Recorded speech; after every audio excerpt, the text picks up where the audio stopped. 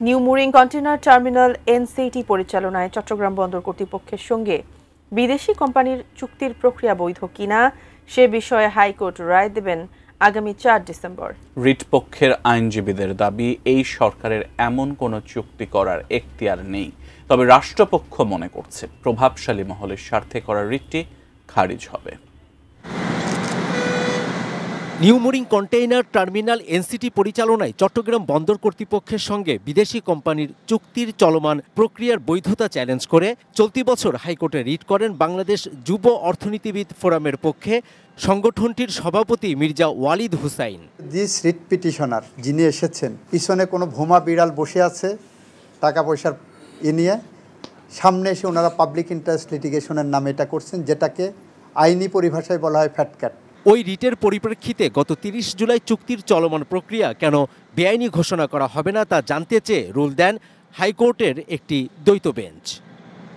মঙ্গলবার ওই রুলের ওপর শুনানি শেষ হয়েছে। রায়ের জন্য আগামী ৪ ডিসেম্বর দিন ঠিক করেছেন বিচারপতি ফাতেমা নজিব ও বিচারপতি ফাতেমা আনোয়ারের হাইকোর্ট বেঞ্চ।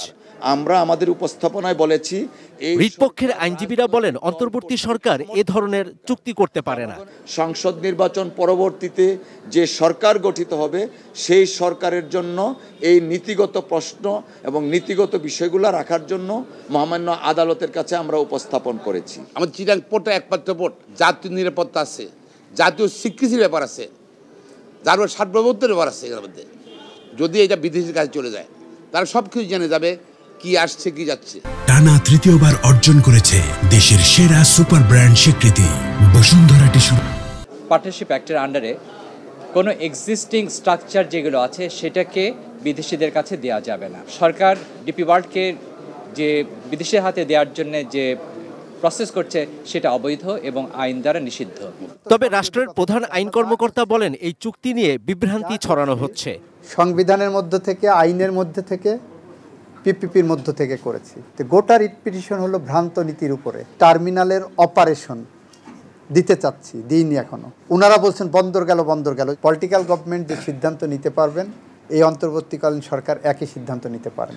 এই ধরনের মামলা পাবলিক ইন্টারেস্টে মেনটেনেবল না। গত ৬ জুলাই থেকে এনসিটি পরিচালনা করছে নৌবাহিনীর প্রতিষ্ঠান Chittagong dry doc limited. Javed Akhtar, ATN news, Dhaka.